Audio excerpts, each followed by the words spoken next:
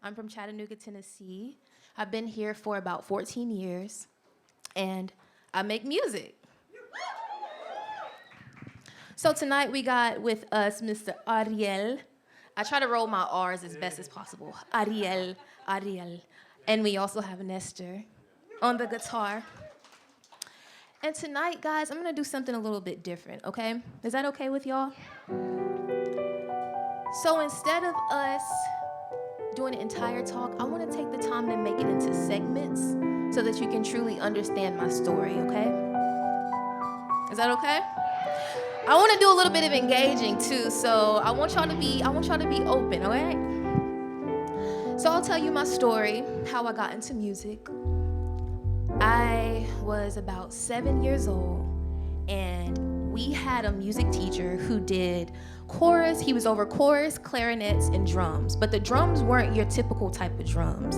The drum was a sheetrock bucket that he had converted into drums. The sheetrock bucket that cement comes into.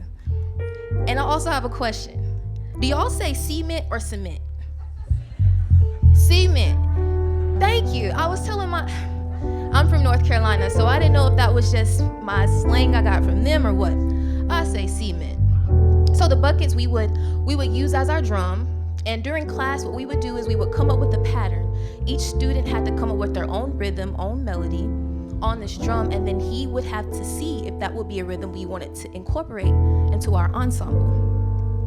Mine always got chosen. So that was already extremely amazing for me as a kid. I had never been able to express myself in a musical sense. So it made me feel good that my work was chosen. So I would go on to perform, and sitting in those chairs when we were getting ready to perform, all 12 of us lined up militantly, eyes jarred on our musical instructor, waiting for him to give us the cue to start. The overwhelming feeling of love overtook me. At 7 years old, I discovered what true love was through music. Now, unfortunately, I did leave that elementary school where I would go on to play sports. Didn't really do much anything artistic. Up until I graduated high school, I started going to the studio. I had a lot of open mic shows where I started to really get into my character and built that confidence.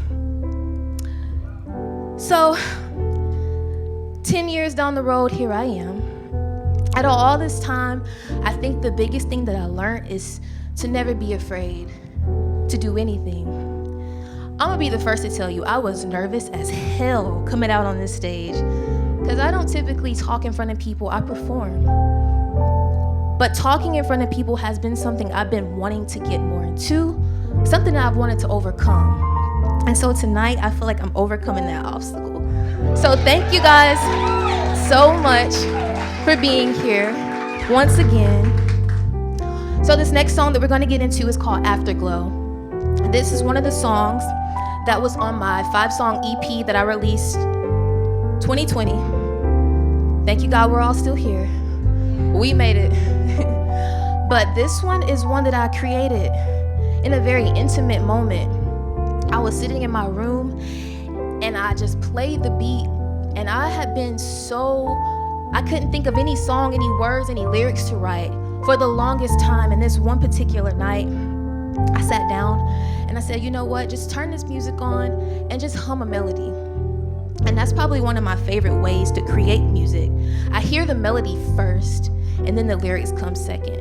Now, I know there's some people in here that prefer lyrics over beat. Does anybody listen to the lyrics when they listen to a song, or do we have any people that listen to the beat? Okay. All right, so we're gonna play a game. Well, it's not really a game, but I just really want to be able to gauge physically who really listens to the music for lyrics. Can I get y'all to raise y'all's hands? Okay, so I would say it's about half and half. I just wanted to make sure I wasn't crazy, because being a songwriter, you would think that I would listen to the lyrics, but I'm more of a beat person. I listen to the melody, I listen to the bass, I listen to the track, everything that you can feel.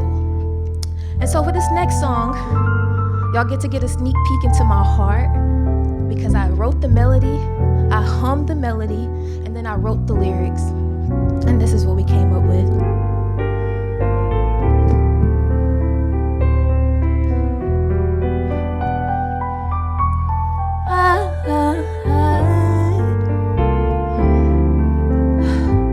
I feel so alone in this room. I don't know where to go. Stuck in my head, can't get you out of my head. 'Cause you see the love and lie to me. Oh, and I don't mean you should hold me.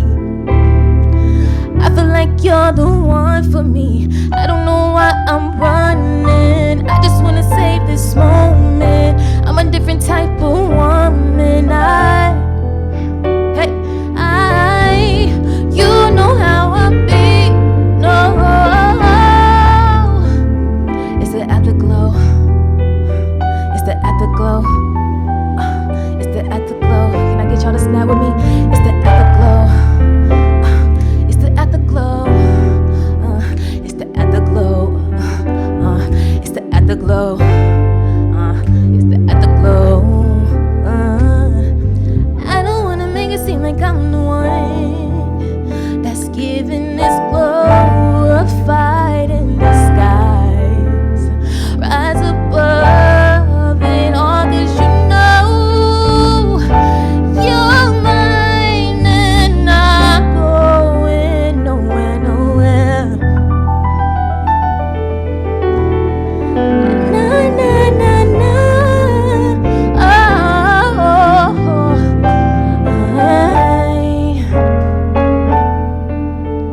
I don't mean you should hold me.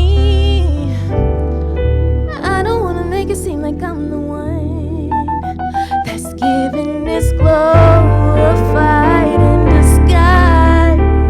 Rise above it all, 'cause you know you're mine and not going nowhere, nowhere. What'd y'all think about that?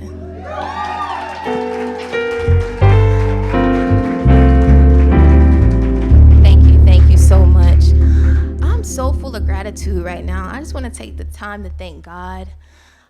A lot of y'all have probably, this is y'all's first time meeting me, so to give you a little bit of my background, I decided I wanted to go back to college a couple years ago. So I go to UTC, go Mocs. Any UTC alumni here? Okay, that's what I'm talking about. So yeah, I go to UTC, and I have been extremely consumed in schoolwork, which has been extremely rewarding in a way. Because it's like, it shows the growth, it shows the determination. And I'm so glad that even in the midst of that, God granted me the ability to still be able to plan and make music. And so I'm here today because I made it. Thank you, guys. So I want to tell you guys this one story about when I was a child. Another story about how I really knew that I had a passion and love for music. I was riding down the road with my cousin. I believe he was dropping me off at my mom's house. And he was playing old school R&B like Nas and LL Cool J and Jay-Z, which is probably why I have the love for old school hip hop. Like Brooklyn style hip hop, count me in, I'm always there.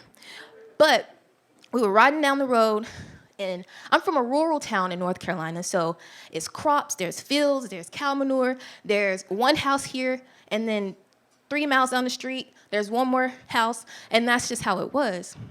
So riding in the car with him, listening to this music, and like I remember very specifically, the lights from like the buttons in the car were like illuminating off the windshield. And that was just such a distinct memory for me, because as we're listening to this music, like I told you guys, I'm not a lyricist. I write music and I love to write, but I prefer the beat. And so the beat to the old school R&B is something that has stuck with me forever. And I just remember being that little girl and realizing, like, what is this feeling that you're getting? It felt truly like true love. So when he finally dropped me off at home, I immediately got in my bed and put my earbuds in and toned out the world, which I still do to this day. And also, if y'all ever see me out in public and I have my beats on both ears, please don't approach me, okay? I'm tuning the world out right now. If I have one ear off, by all means, have your way.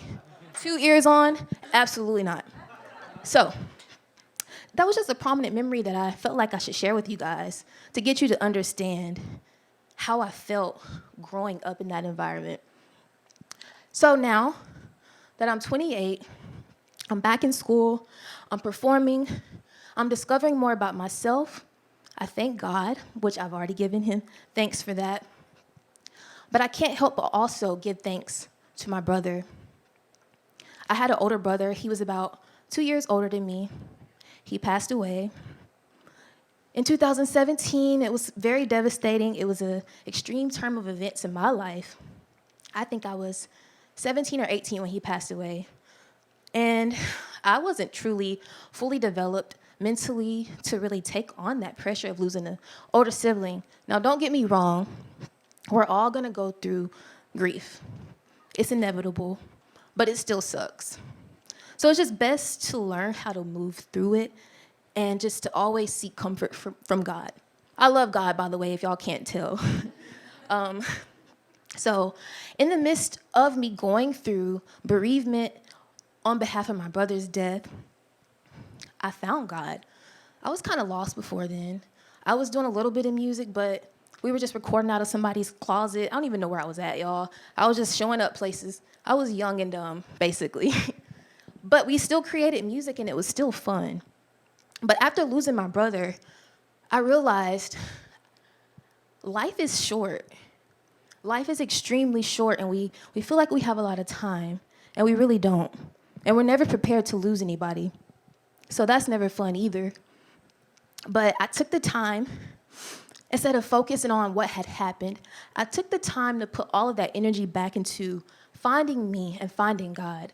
And in the midst, I got closer to God. I began going to church. I started to develop our relationship, and it helped me to move through that.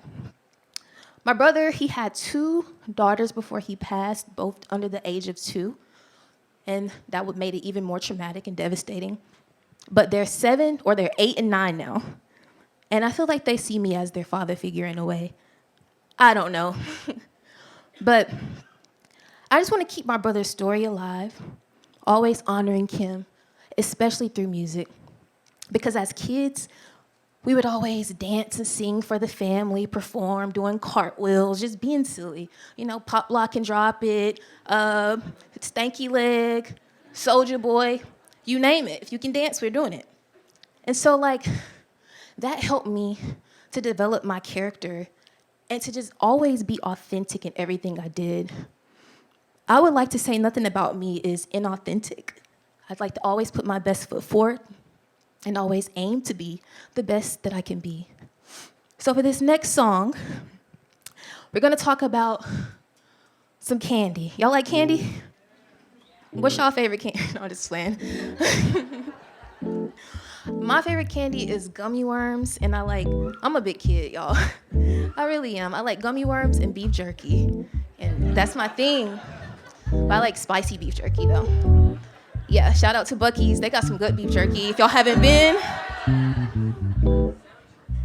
Yeah. So this next song is going to be called Candy. And it's kind of a metaphor on how you can be so addicted to someone's love that you're overly consuming, but it's just so good you can't stop. And we've all been there. Everybody's guilty. So hopefully y'all can really relate to this song.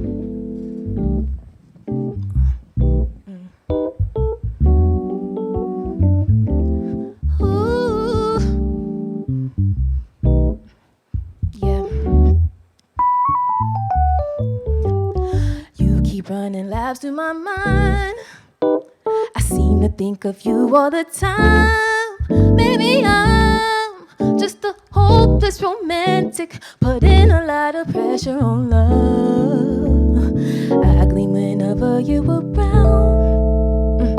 Your essence makes my world go around. Is it true? Maybe you'll feel the same way I do.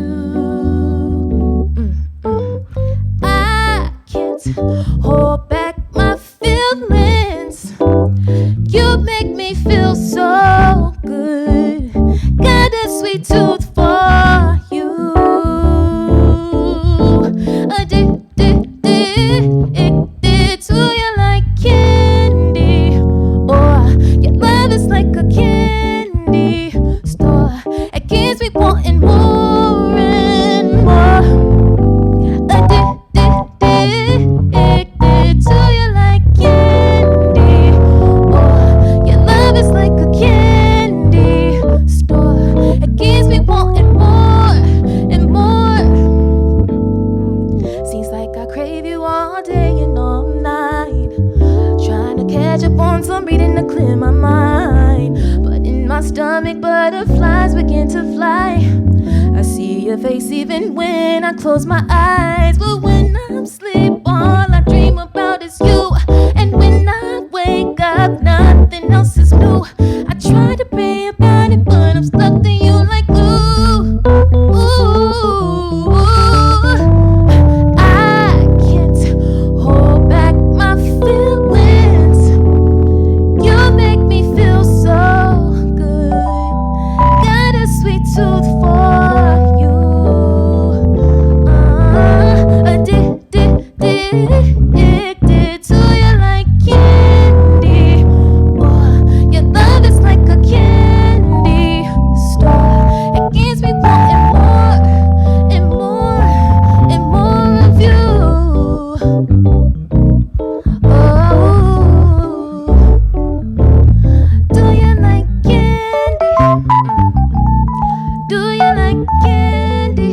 Ooh, addicted to you like candy. Oh, your love is like a candy store. It keeps me wanting more and more and more and more and more of you. Guys, that one is actually not even out, so I'm thinking about releasing that one fairly soon. Yeah. Thank you so much. Thank you. And thank you to my wonderful band. Y'all, can I just harp on them for a second? Like, hello.